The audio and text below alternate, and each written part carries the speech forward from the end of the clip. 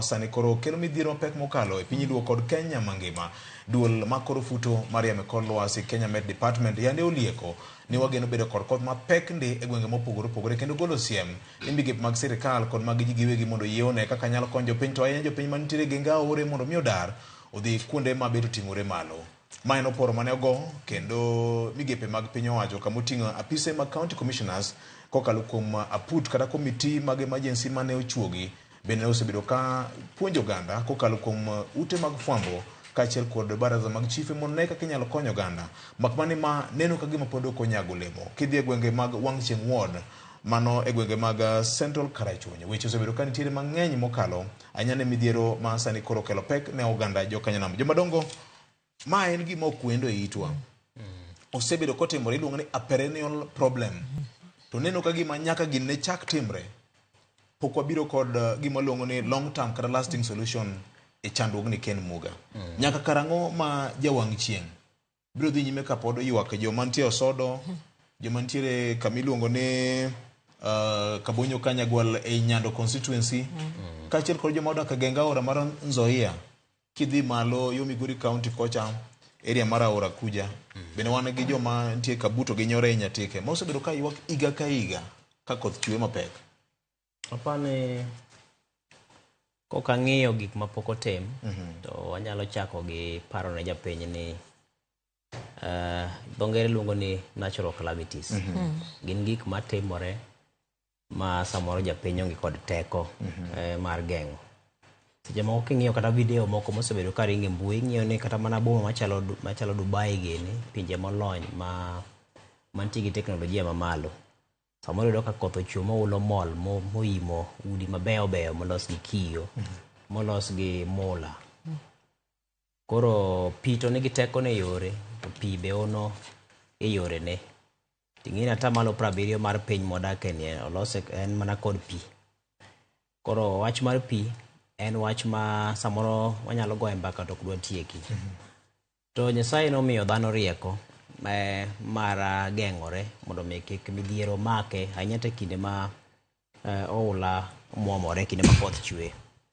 Nyalo paro kata mana e Muma, nitie kinde ma sigana mag Muma lero ni Nyasaye no ketho piny gi pi.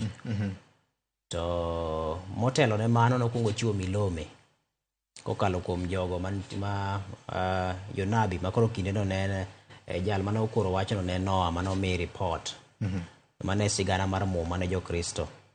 Kendo ing'iyo ni nitie milome mane ochiw motelo ma ng'ama nochiko ite ne milome nodhi mojot e yie mar Noah magikone oula nobiro morumo ka jomoko ngima, lee moko ngima, to mathoth to ngima gi olal, mwandu mathoth be nokethore. Mano koro mana sigana mar Biblos.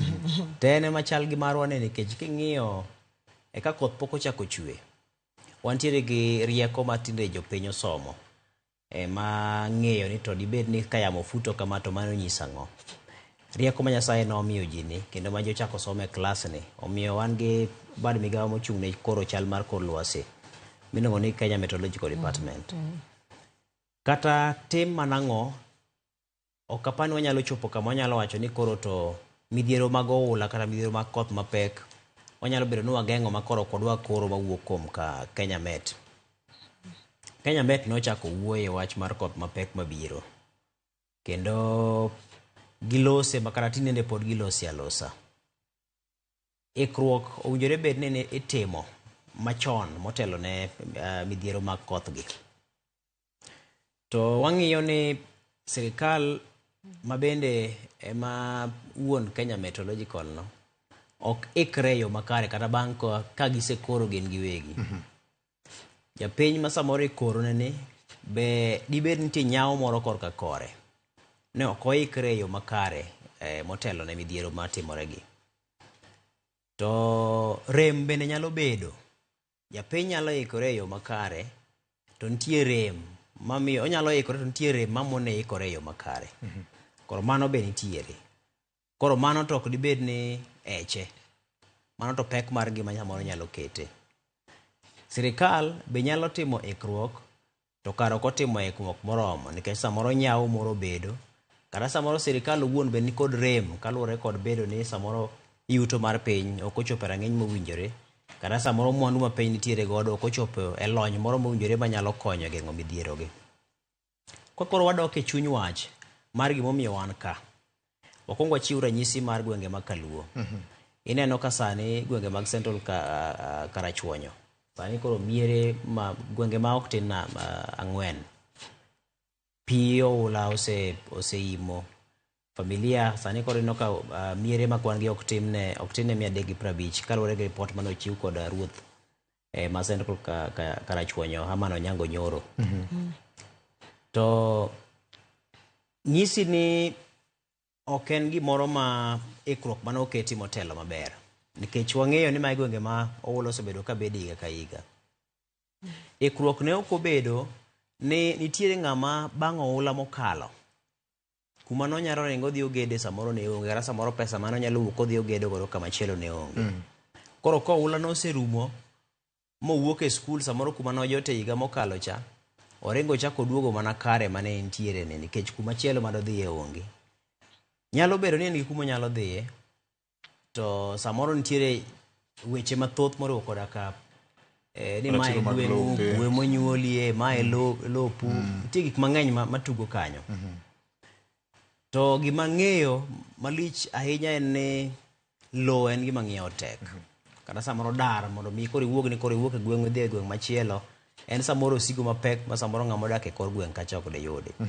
Koro omiyo sirikal imiyo ga ting' mar neno ni to ang'o ma de geng' mondo pi oula ni kik muomre chope kama ng'ato odakie nikech samoro ng'ani geng'o ne pigni biro bedo mayot moloyo koro iwuok ni dare mondo dhi ochak ngima kuma chielo.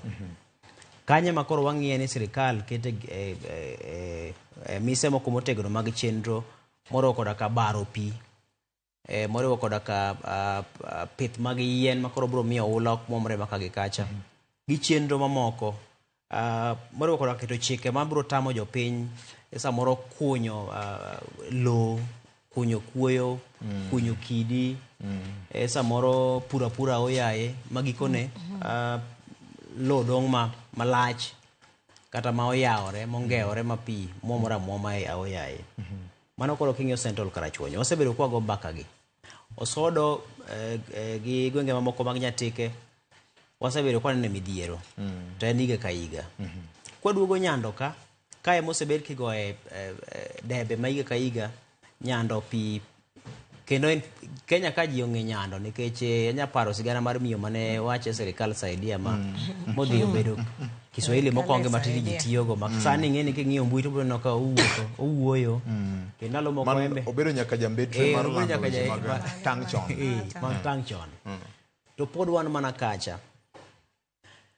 Koro nyisi ni ikruok pod ok ni kare. Kor ka sirikal noketo chenro mar gero yawo miluongo ni Koru Soin Dam mane wacho ni biro konyo ahinya kaluwore kod bedo ni joganda modak Kericho gi modak Kisumo ahinya to mosebedo ka rado gi midhiero makamagi kopogore kod weche mag pur gi ber ma samoro nyalo wuok e yawono ni ng'iyo no biro geng'o ahinya gwenge mag Nyando e midhiero mar oula nikech koro nodhi ochoko pig cha nitie kama koro pig cha ochomo nitie bugo moro moyaw malach modhi mochomo koro oula ok muomre donje miere kata ok muomre donje e puothe. Ting'iyo ni kwan igo kwan no unjore be ni tieko yawo higa mag 2027 matin ni sani unjore be ni ne wachomo kama koro gikone mar gedo ne chiegni rumo. Ten gi mosebed kigo e siasa gi sigana nyalo paro ni higa mokalo chenro nochung' ka kambi mane unjore be ni tayo chenro mag gedo ne wacho ni omigi pesa matin ok ginyal dhi nyime gi tich ma pod iketo ne gitenge be tin ma ok ginyal dhi nyime gi tich. Yawo no unjore be ni mwonyo bilion 19.9 kichake tichako nigi milion 499 wuon tich dwani mondo miye milion 800 gi wiye mondo ko chako yawo tich kendo kata wuon orak mondo chako dhi nyime gi chenro mag gero yawo no.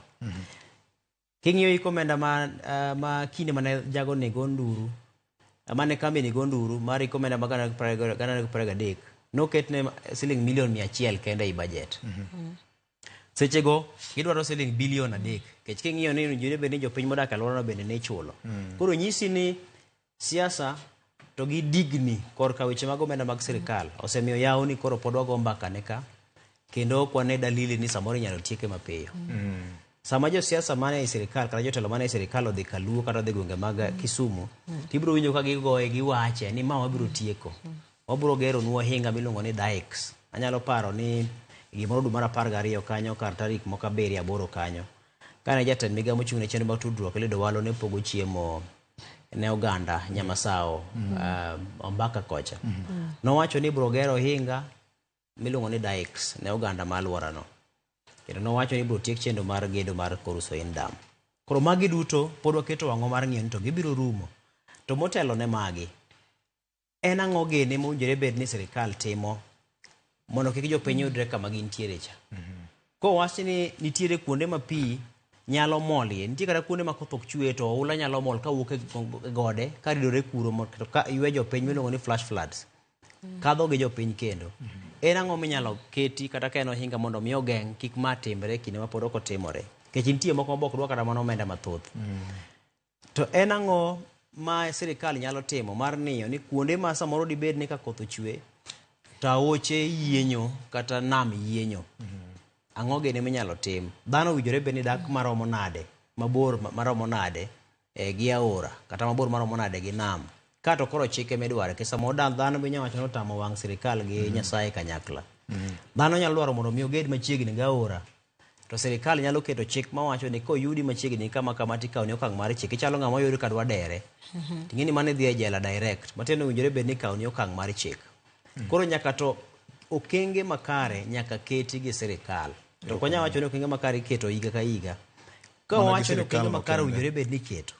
To nyaka to keto okenge gi mondo mi kik higa manyien ka obire kaka wanene ka to wachako wacho weche mapile ka pile. Wan gi sirikal ma county, wan gi sirikal ma malo. Erokamano.